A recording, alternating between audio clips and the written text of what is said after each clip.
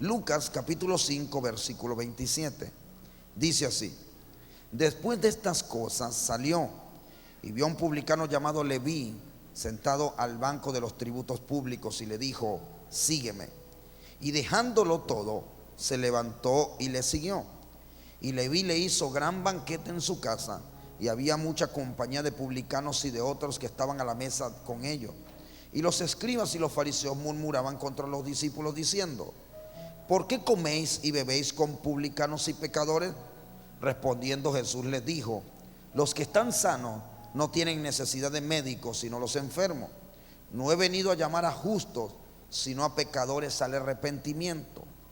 Versículo 33 dice: entonces ellos le dijeron: ¿por qué los discípulos de Juan ayunan muchas veces y hacen oraciones, y asimismo los de los fariseos, pero los tuyos comen y beben? Él les dijo: ¿puede acaso hacer que los que están de bodas ayunen, entre tanto que el esposo está con ellos? Mas vendrán días cuando el esposo les será quitado, entonces en aquellos días ayunarán.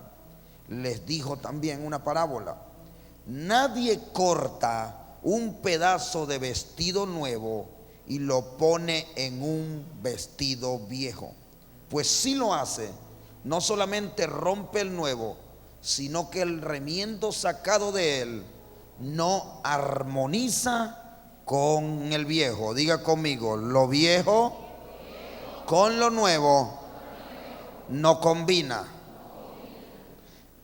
Mas el vino nuevo en odres nuevos se ha de echar, y lo uno y lo otro se conservan. Y ninguno que beba del añejo quiere luego el nuevo, porque dice: el añejo es mejor. Denle un aplauso al Espíritu Santo, por favor. Escúcheme bien. Basado en este texto bíblico, quiero compartir con ustedes un tema que he titulado, con la ayuda del Espíritu Santo, armonía espiritual. Diga conmigo: armonía espiritual. Cuando uno lee este texto bíblico, quise leerlo completo para que pudiéramos entender el contexto de lo que Jesús está hablando en este lugar. Jesús, cuando vino a este mundo, no vino para ni siquiera quitar nada de la ley. Al contrario, Él vivía diciéndole a los fariseos y a sus discípulos, vivía diciéndole que Él no venía a quitar nada de la ley, que al contrario, Él venía a confirmar la ley. Y una de las cosas importantes aquí en la Biblia que se muestra es que había una disputa entre los fariseos y líderes de religiosos contra los discípulos de Jesús. Ni siquiera era contra Jesús, era contra los discípulos de Jesús. ¿Por qué? Porque los fariseos tenían discípulos y Jesús también tenía discípulos. Pero los fariseos tenían costumbres que ellos mismos habían establecido, los cuales querían imponérsela a las demás personas. Eso se llama legalismo. El legalismo no tiene nada más que ver, y el legalismo no significa más que ponerle la medida de uno a las demás personas. Es decir, si yo soy un hombre que ora 25 horas al día, entonces los demás tienen que orar igual que yo las 25 horas al día. Eso se llama legalismo. Nosotros no podemos medir a los demás conforme a la medida de nuestra capacidad, porque dice la Biblia que todos tenemos capacidades distintas y diferentes tipos de capacidades. Hay gente que tiene la bendición de orar media hora, hay otros que oran una hora diaria, hay otros que ni oran. Pero algo sí les voy a decir: cada uno tiene diferente medida de fe conforme a lo que el Señor le ha entregado a cada quien. Total, la oración eficaz del justo es la que vale. No es la cantidad de horas que oremos, es la eficacia y la fe con que nosotros oremos. Pero esto no significa que por eso vamos a tratar de orar menos y ser más efectivos. Normalmente una cosa es orar y otra cosa es deleitarse en la presencia del Señor. Hay momentos en que usted de repente no tiene nada que hablar con Dios y le dice: Señor, aquí estoy, quiero adorarte, aquí está mi vida, aquí está mi corazón, de verdad no tengo ninguna petición hoy ante ti, pero hoy quiero contemplarte, sentir tu presencia, amarte, bendecirte. Son dos cosas totalmente distintas, de los cuales uno como cristiano debe pasar siempre en la presencia de Dios. Entonces había una disputa muy grande entre los discípulos, entre los fariseos y los discípulos de Jesús, porque ellos le decían: ¿por qué tus discípulos no ayunan? ¿Por qué los discípulos de Jesús no ayunan? Y los de los fariseos se ayunan, los de los saduceos se ayunan, y también los de Juan el Bautista ayunan. Y entonces había esa contienda y Jesús les dice: hey, ¿cómo van a ayunar si estamos en una fiesta de bodas? El novio está aquí. ¿Pueden acaso los que están en una fiesta, o quién va a una fiesta y no come porque está en ayuno? Mejor no vaya a la fiesta. Eso era lo que Jesús le estaba diciendo. Entonces, cuando leemos todo esto, nos damos cuenta que ellos están hablando de doctrina, de enseñanza. Es decir, las enseñanzas de Jesús eran totalmente distintas a las enseñanzas de los fariseos. Entonces, en el versículo 36, que es la parte que más me llama la atención, Jesús les dijo una parábola. Dice: nadie corta un pedazo de vestido nuevo y lo pone en un vestido viejo, pues si lo hace, no solamente rompe el vestido nuevo, sino que el remiendo sacado de él no armoniza con el viejo. Esta camisa que usted ve aquí es una camisa nueva, ¿verdad? Y esta que usted ve aquí es una camisa vieja. Dice la Biblia que nadie, escúcheme bien, nadie agarra un pedazo de este vestido nuevo y lo pone en el viejo. ¿Por qué? Porque usted agarra este vestido nuevo y remienda el viejo. Uno, cuando lo vaya a lavar, el nuevo, ¿qué va a hacer? Va a encoger. Y una vez que encoge, ¿qué va a pasar? Va a romper y se va a dañar el vestido viejo. Hay que ser muy falto de entendimiento para agarrar, romper. Ay, es que yo quiero tanto esta camisita vieja, me trae tantos recuerdos, que va a agarrar lo nuevo para romper lo viejo. Uno, es ilógico. Dos, va a perder las dos cosas. Tres, va a andar ridículamente vestido, porque no combina, no pega, no armoniza el uno con el otro. No sé si me está entendiendo. Dígale al que tiene a su lado: así hay muchos cristianos en el reino de Dios. Sus vidas no armonizan y quieren mezclar lo viejo con lo nuevo. Aló. O sea, no sé si me estás entendiendo hoy, pero eso le pasa mucho a uno como cristiano. Jesús tenía enseñanzas nuevas que quería darle a la gente. Jesús vino con enseñanzas nuevas, por eso los fariseos no podían entender y no podían comprender. Chocaba contra la mentalidad de ellos. ¿Por qué? Porque en aquel tiempo, escúcheme bien, nada más por aquí por poner algo. En aquel tiempo los romanos eran dueños de los judíos. Es decir, los judíos eran una nación de esclavos, de Jesús para abajo. Todos eran esclavos del imperio romano. Es decir, que si yo como romano llegaba a un mercado público y estaba haciendo mi abasto y había un judío al lado, yo podía darle la orden al judío y decirle: esclavo, agarre todas mis bolsas y llévela. Yo podía hacer eso, porque yo era un ciudadano romano y él era un ciudadano judío, es decir, era un esclavo. Eso es lo que nos enseña la antigüedad. Entonces, ¿qué pasa? Jesús le dice, entonces el romano podía obligar a un judío a llevarle todas sus bolsas por una milla. Entonces, de ahí sale la enseñanza donde Jesús dice: hey, si alguien te obliga a llevar una milla, ve con él cuánta. Era una obligación de un esclavo judío llevar una milla la carga de un romano. Y Jesús dice: hey, oíste que fue dicho que fue una milla, mas yo digo son 2 millas. Oíste que fue dicho que el que ojo por ojo y diente por diente, mas yo digo que el que te dé una mejilla, ponle también la otra. Eso chocaba contra todas las enseñanzas viejas que daban los fariseos. Y entonces es donde ellos mismos se revolvían. ¿Por qué? Porque en el sistema bancario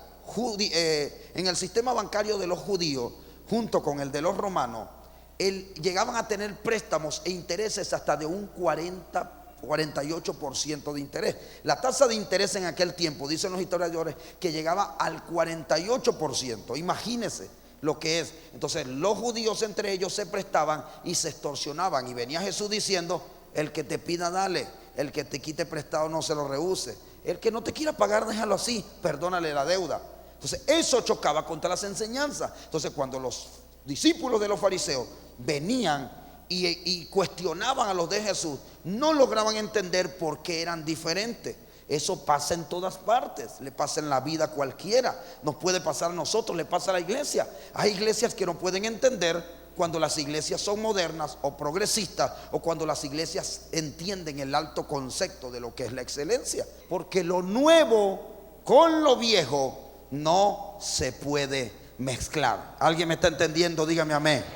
Diga conmigo, las ideas nuevas con las viejas no se pueden mezclar. Señores, yo no puedo criar a mi hijo como me criaron a mí. Sáquese esa bendita mentalidad que tiene. Dígale al que tiene a su lado, no puedes criar a tus hijos como te criaron a ti.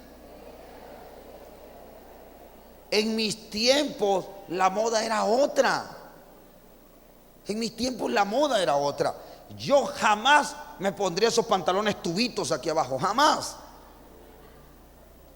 Pero en mis tiempos era otra moda. Quizás en los tiempos de algunos de ustedes estaba la moda del afro, así grandote, ¿verdad que sí? Y se sacaban el pelo y era juro que tenían que tener un afro. Bueno, esa moda ya pasó. Ahora no te extrañes que tu hijo use medio pote de gelatina y se pare los pelos así. Eso es otra cosa. Dígale que tiene a su lado, ya estás viejo. Ellos están jóvenes, piensan diferente, caminan diferente, se desenvuelven diferente. Lo único que no puede cambiar en nuestra vida son los principios de integridad en cada uno de nosotros. ¿Alguien me está entendiendo? Dígame amén. Entonces, señores, no pretendamos cambiar la mentalidad de nuestros hijos, la mentalidad. Cuando nuestros hijos se casen, señores, créanme, su matrimonio va a ser totalmente diferente al nuestro. Totalmente. Nuestros hijos llevarán negocios incluso más prósperos y más bendecidos que los de nosotros. Yo estoy completamente convencido que lo que me ha costado a mí 10 años, con la ayuda del Espíritu Santo, levantar a esta iglesia, a mis hijos le va a costar 2. Yo entiendo, en mi generación, yo llevo 10 años como pastor y mire cómo ha crecido la iglesia. Bendito sea el Señor, la gloria es para el Señor, solo para Él. Porque mi mentalidad no va a ser igual a ella. Por eso yo le pido a Dios, Señor, renuévame cada día de mi vida, renueva mi mente. Por eso la Biblia dice que tenemos que renovar el entendimiento de nuestra mente. Lo único que yo le pido a Dios es que si me va a tener aquí como pastor de esta iglesia con 50, con 60 años, es que por lo menos no me voy a hacer un viejo verde, por supuesto, ni voy a venir a quererme vestir. O sea, solo imagínese esto. Si no combina este pedazo de vestido nuevo en el viejo, ¿usted se imagina que yo venga aquí con los pelos y los pinchos parados y los pantalones tubitos? Dígale al que tiene a su lado, no combina, pastor, no le combina, digan, no armoniza. ¿Aló? Diga conmigo, lo nuevo con lo viejo no pega. En la antigüedad no habían, para los vinos no habían botellas de vidrio, sino que eran odres o bolsas con piel de animales. La curaban, la curtían y la acomodaban bien y la enceraban para poder depositar el vino. Es decir, ellos colocaban el vino nuevo, diga conmigo, vino nuevo, en un odre nuevo. Habían odres que tenían capacidad para 10 litros de vino.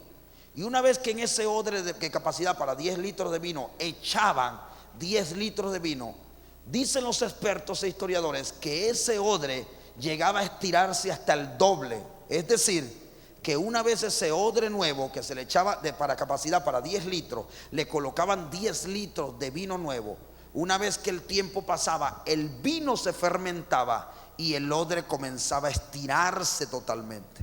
Y llegaba a tener la capacidad del doble, es decir, se llegaba a estirar hasta tener capacidad para 20 litros, pero solo adentro tenía 10, solo que estaba fermentado. Una vez que fermentaba, lo vaciaban y lo vendían o lo repartían para que la gente tomara ya el vino fermentado. Entonces, ¿qué hacían ellos? Ese odre viejo no servía para echarle vino nuevo. ¿Por qué? Porque si antes era 10 litros, era de 10 litros, y se fermentó y llegó a tener ese odre capacidad para 20, ¿qué cree usted que va a pasar cuando lo llenen? ¿Con cuánto lo iban a llenar?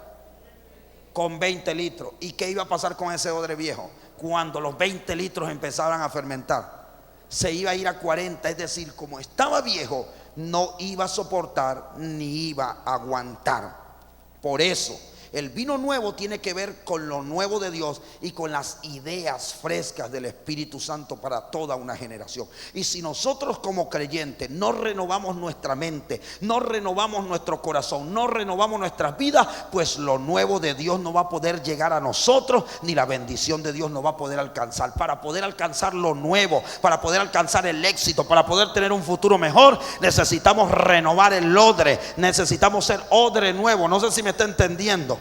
Sacuda a la persona que tiene a su lado y dígale: tienes que ser una persona renovada. Aló, escúcheme bien lo que le voy a explicar. ¿Por qué? Escúcheme bien. Óigame. ¿Cuántos quieren ser bendecidos por Dios? Aquí va la enseñanza, pues. ¿Cuántos de verdad quieren ser bendecidos por Dios? Escúcheme bien. Escúcheme bien. Usted no puede venir a una vida nueva en Cristo Jesús teniendo las mismas maneras viejas de pensar en el mundo.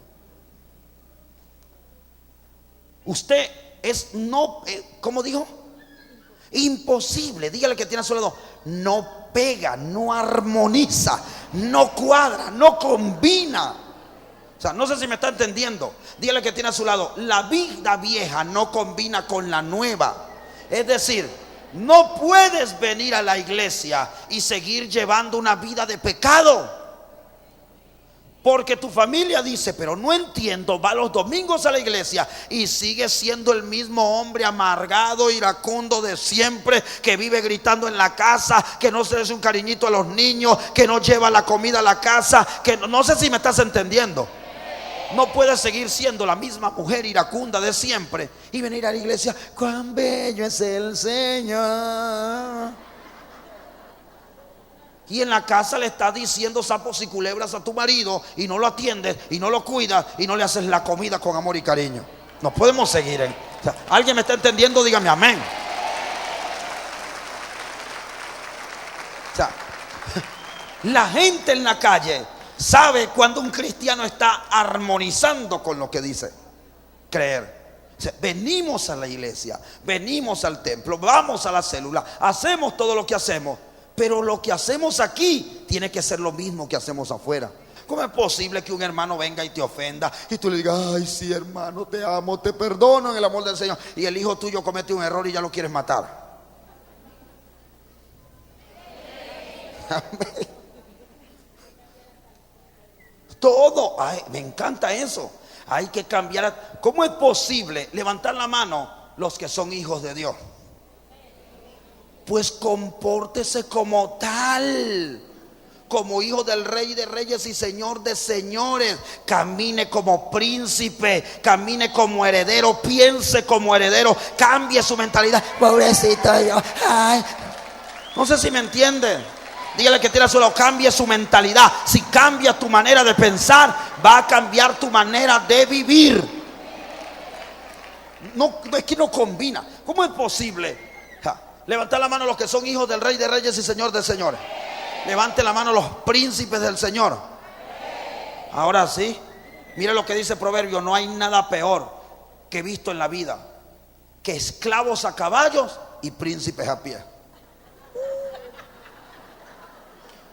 Así dice Salomón en el libro de Proverbios. No hay nada peor en la vida. Pongámoslos en este tiempo. No hay nada peor en la vida: los mundanos en carro y los príncipes a pie, pidiendo cola. No tienen plata para un libre, no tienen plata para un taxi. Ay, aló. Es que no combina.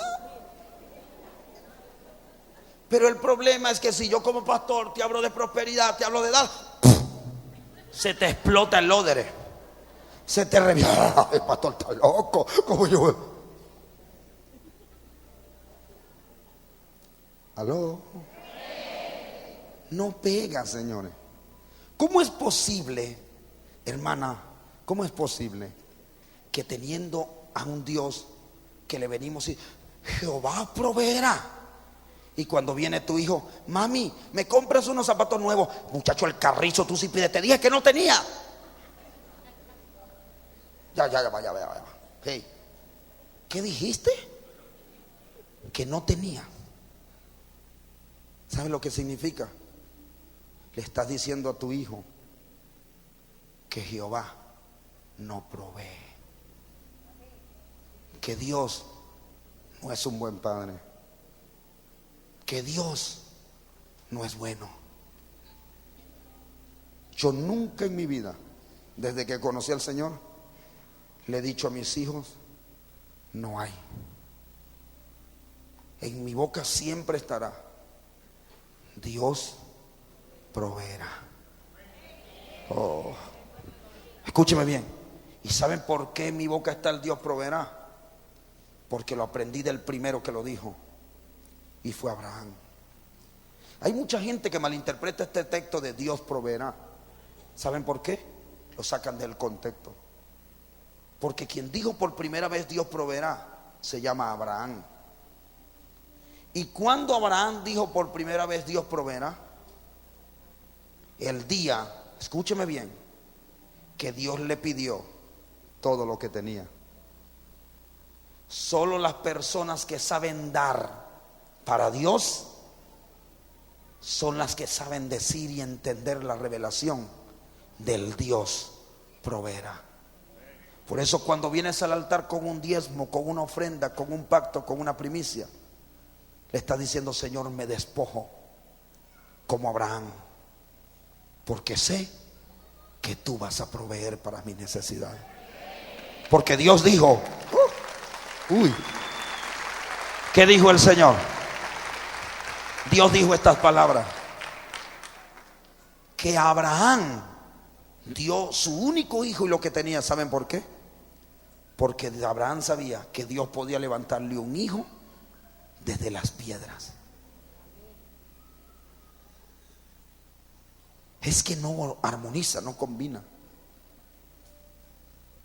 Mundanos a carro y príncipes a pie. Esclavos mundanos viviendo en palacio y los hijos del rey no tienen ni una casa propia. Ese no es el evangelio que yo creo. Eso no armoniza lo que yo vivo con lo que creo. De la abundancia del corazón habla la boca. Tal cual es su pensamiento, tal cual es el hombre, dice la Biblia. Yo lo que soy hoy son productos de mis ideas y de mis pensamientos. Lo que tú eres hoy es producto de tus ideas y de tus pensamientos. Si eres exitoso, próspero y rico hoy, es porque tus pensamientos han sido de bien y no de mal. Pero si hoy no has alcanzado el éxito y te has sumergido en deudas y en pobreza, es porque en tu mente todavía está el espíritu de esclavo y el espíritu de miseria y el espíritu de pobreza. Y eres de los que cree que prosperar es malo, que eso no le agrada a Dios, que Dios está en contra de eso. Si así fuera, ¿por qué Abraham fue tan rico? ¿Por qué David? ¿Por qué eran reyes? Conozco gente que no fue reyes, que fue muy rica en la Biblia, que servían al Señor con todo su corazón. ¿Por qué nosotros no poder hacerlo? Nuestra vida cristiana tiene que armonizar con todo lo que está en la Biblia. Tiene que combinar. Porque no podemos seguir trayendo enseñanzas del pasado y seguirlas viviendo en el futuro mientras estemos en los caminos del Señor. Porque tarde o temprano nuestra vida se echa a perder, se daña. Y mire lo que siguen diciendo los fariseos ahí. Lo que sigue diciendo el Señor a los fariseos, dice, hablando del vino nuevo y del vino añejo. Mire lo que dice. Dice el Señor, y nadie que prueba el vino añejo luego dice, el vino nuevo es mejor. ¿Saben por qué no les gustaba el vino nuevo? Porque el vino nuevo era jugo de uva no fermentado. Es decir, que las cosas malas echadas a perder es lo que a la gente le agrada. Y una vez que uno prueba el pecado, una vez que uno prueba lo malo, una vez que te acostumbras a las cosas fermentadas y malas del mundo, no quieres lo nuevo después de Dios. Porque el mundo está acostumbrado a lo fermentado. El mundo está acostumbrado a lo malo, a lo viejo, a la pasada manera vieja de vivir, al hombre viejo que está viciado conforme a los vicios de este siglo. Pero dice el Señor: renovado el entendimiento de nuestra mente. Y dice 2 de Corintios 5:17: de modo que si alguno está en Cristo, nueva criatura es. Las cosas viejas pasaron, he aquí, todas son hechas nuevas. Todas. Dígale al que tiene a su lado: todas son hechas nuevas. Tu matrimonio es nuevo, renovado. Tu economía, tu vida, tu familia, todo tiene que ser nuevo y renovado. Dígale al que tiene a su lado: yo no había entendido esto. Cambia tu manera de pensar y cambiará tu manera de vivir.